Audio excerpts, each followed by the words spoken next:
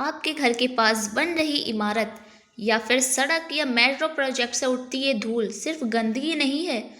ये वही अदृश्य जहर है जो आपकी सांसों के साथ फेफड़ों तक पहुंच रहा है।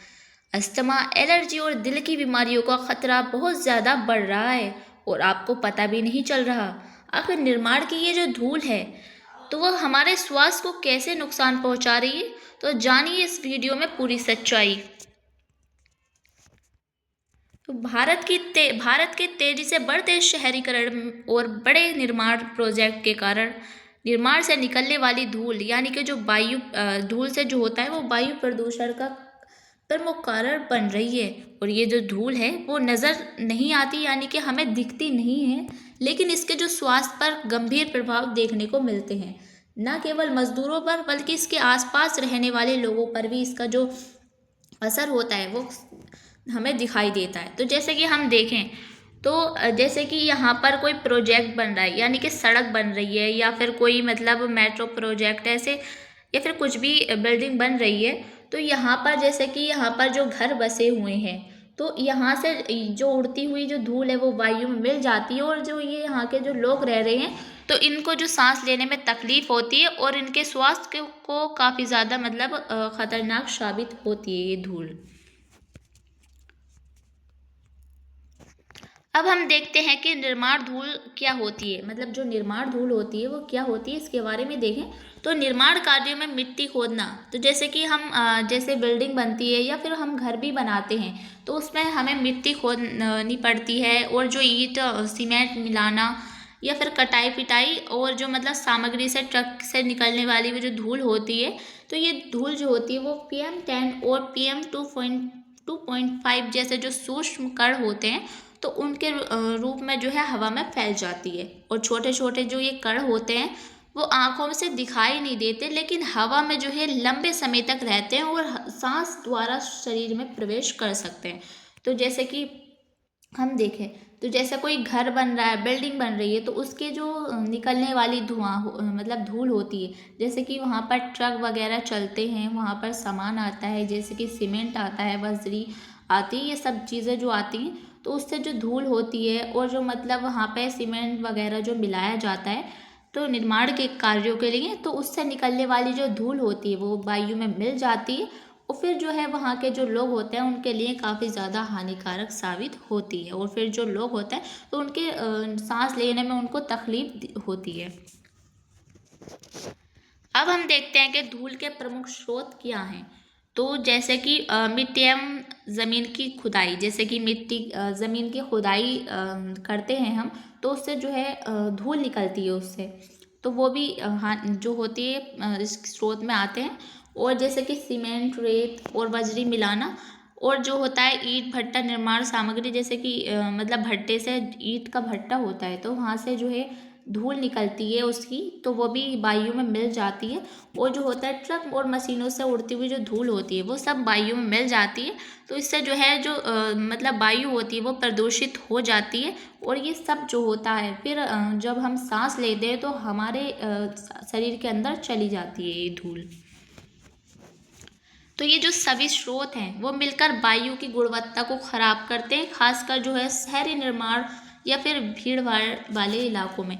जैसे कि कहीं पर जहाँ भीड़ भाड़ वाला इलाका होता है, जैसे कि कहीं शहर में, बड़े शहर में, तो वहाँ पर जैसे कि काम होता है तो वहाँ पर जो है वायु प्रदूषण ज़्यादा होता है। यानी कि हम देख लेते हैं जैसे कि दिल्ली में जो है बहुत ज़्यादा मतलब वायु प्रदूषण वहाँ पर देखने को मिलता है। तो वहाँ पर ये सब जो निर्माण कार्य होते हैं उसकी वजह से भी जो होता है वायु जो होता है प्रदूषित हो जाती है, जिससे कि मतलब वायु प्रदूषण होता है और वहाँ के जो लोग होते हैं उन्हें मतलब उन्हें सांस लेने में जो है कठिनाई होती है। अब हम देखते हैं कि स्वास्थ्य पर गंभीर प्रभाव क्या क्या पड़ते हैं, तो उसके बारे में देखें। तो सबसे पहले देखें तो फेफड़ों और सांस की तकलीफ होती है। इस धूल से जो है हमें सांस लेने में तकलीफ और फेफड़ों को भी नुकसानदायक होती है। तो ये जो धूल के कण होते हैं वो फेफड़ों तक पहुंचकर जैसे कि खांसी, श्वसन, एलर्जी, अस्थमा और सांस लेने की कठिनाई जैसे जो लक्षण है वो पैदा कर देते हैं। तो इससे ये होता है कि हमें खांसी हो जाती है। जैसे कि देखते हैं अगर हम नॉर्मली देखें तो जैसे हमारे पास धूल उड़ रही है और हम वहाँ पर जैसे हम यहाँ पर खड़े हुए, यहाँ पर ये सब धूल उड़ रही है, तो यहाँ से जो धूल आएगी तो हमारे अंदर जाएगी, तो इससे हमें जैसे फंदा लग जाता है, जैसे खांसी होती है तो वो हो जाती है। और अंदर हमारे जो श्वसन में जो एलर्जी उत्पन्न हो जाती है और अस्थमा वगैरह जो मतलब ये रोग होते हैं, तो ये हमें हो जाते हैं इस धूल की वजह से। अब देखते हैं कि दीर्घकालिक रोगों का जो है खतरा भी हो जाता है, तो जैसे कि लगातार निकली धूल के संपर्क में रहने से कोब यानी कि कॉर्निक ऑब्स्ट्रिक पल्मोनरी डिजीज और जो मतलब सिलिकोसिस जैसे जो स्थायी फेफड़ों के रोग होते हैं उसका जोखिम बढ़ जाता है। मतलब ये जो फेफड़ों के रोग होते हैं जितने भी मतलब शरीर के, तो वो सब इस कारण से जो है काफ़ी ज़्यादा बढ़ जाते हैं, उनका बढ़ने का खतरा हो जाता है। अब होता है दिल और रक्त प्रवाह पर असर। तो छोटी कण रक्त में मिलकर जो है दिल से जुड़ी जो बीमारियां होती हैं वो खतरे को और भी ज़्यादा बढ़ा सकते हैं उसको। जैसे कि ये छोटे छोटे ये पार्टिकल होते हैं, मतलब छोटे छोटे ये कण होते हैं धूल के, तो वो हमारे अंदर जाते हैं, तो फिर हमारा जो रक्त है मतलब यानी कि हमारा जो ब्लड है तो उसमें मिल जाते हैं। तो जो हमारे दिल की यानी कि जो हमारा दिल जो है वो पंप करता है, यानी कि ब्लड को पंप करता है, तो उससे जो मतलब ये कण मिले हुए उसके अंदर जाएंगे, तो जो दिल से जुड़ी जो मतलब बीमारियां होती हैं जैसे कि हार्ट अटैक या फिर कोई भी जैसी बड़ी बीमारी, तो उसका बढ़ने का खतरा बढ़ जाता है। अब देखते हैं कि बच्चों और बुजुर्ग जो है अधिक संवेदनशील होते हैं। तो बच्चों और वृद्धों की जो प्रतिरक्षा और जो फेफड़ों की क्षमता होती है तो वो कम होने के कारण इन प्रभावों का खतरा जो है ज़्यादा हो जाता है। तो जैसे कि बच्चे होते हैं तो उनका जो फेफड़े होते हैं यानी कि वो अभी थोड़ा मतलब कमज़ोर होते हैं, और जो बुज़ुर्ग होते हैं तो उनकी भी ज़्यादा एज होने की वजह से उनके मतलब जो शरीर के जितने भी पार्टिकल्स होते हैं तो वो कमज़ोर होने लगते हैं। तो इसकी वजह से जो है ये जो इसके धूल के कण के अंदर जाएंगे तो उनके लिए ज़्यादा खतरा हो जाता है। और सबसे ज़्यादा अगर हम देखें तो आसपास जो इसके लोग रहते हैं उन पर ज़्यादा प्रभाव होता है। जैसे कि कहीं पर जो मतलब जैसे कि रोड बन रहा है तो यहाँ पर जो है बस्तियाँ बसी हुई हैं ये सारी, तो यहाँ से मतलब धूल उड़ती हुई जाती है वहाँ पर, तो जो लोग होते हैं मतलब नॉर्मली लोगों को मतलब वहाँ पर सांस लेते हैं तो उन्हें एलर्जी महसूस होती है, मतलब एलर्जी हो जाती है।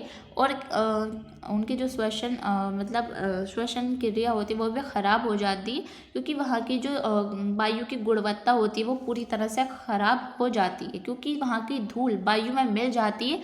तो वो जो छोटे छोटे कण होते हैं वो वायु में मिलकर हमारे अंदर चले जाते हैं। तो इसलिए जो है सबसे ज़्यादा अगर हम देखें तो सबसे ज़्यादा प्रभाव जो है आसपास के जो लोग होते हैं रहने वाले, तो उन पर हमें दिखाई देता है। अब हम देखें कि हमारे देश में यानी कि भारत में इसे रोकने के क्या क्या उपाय हो रहे हैं। जो ये मतलब निर्माण कार्यों से निकली हुई जो धूल होती है उसे रोकने के क्या क्या कारण मतलब क्या क्या क्या वहाँ पर उपाय किए जा रहे हैं इसको रोकने के, तो उसके बारे में देखें। तो नियम कानून और निगरानी, यानी कि नियम बन गए, कानून बन गए और निगरानी भी बहुत ज़्यादा बढ़ गई है।